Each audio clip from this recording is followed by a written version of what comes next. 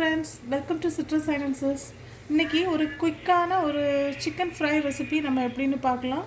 So இதுக்கு ஒரு 1.5 kilo chicken நான் எடுத்து வச்சுருக்கேன். நீட்டாக க்ளீன் பண்ணி அழகாக கழுவி எடுத்து வச்சுருக்கேன். அப்புறம் ஒரு 2 ஃபுல் கார்லிக் எடுத்திருக்கேன்.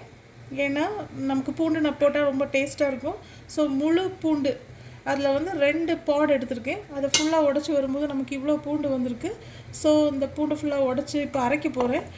அது மட்டும் இல்லை, 2 லெமனை கட் பண்ணி இனி இதில் ஸ்குவீஸ் பண்ணி நான் ஊற்றுவேன். ஸோ அந்த 2 லெமனோட ஜூஸ். இது தவிர நமக்கு சில்லி பவுடர் ஒரு 3 டேபிள் ஸ்பூன் தேவைப்படும். அப்புறம் மஞ்சத்தூள் வந்து ஒரு 2 டீஸ்பூன் 2 அல்லது 3 டீஸ்பூன் தேவைப்படும்.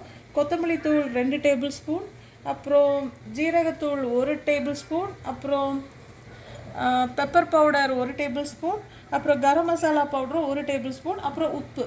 இது இவ்வளோத்தையும் போட்டு நான் அரைச்சி இந்த சிக்கன் மேலே தடவிடுவேன். இதில் நான் எந்த மைதா மாவோ அரிசி மாவோ எந்த ஃப்ளாரும் நான் இதில் ஆட் பண்ண மாட்டேன்.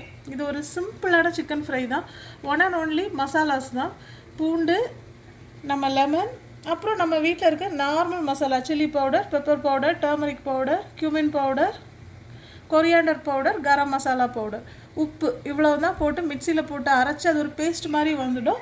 அதை வந்து நான் இப்போ இந்த சிக்கனில் மேரினேட் பண்ணி 1/2 hour வச்சுட்டு நான் ஷாலோ ஃப்ரை பண்ணி எடுத்துருவேங்க.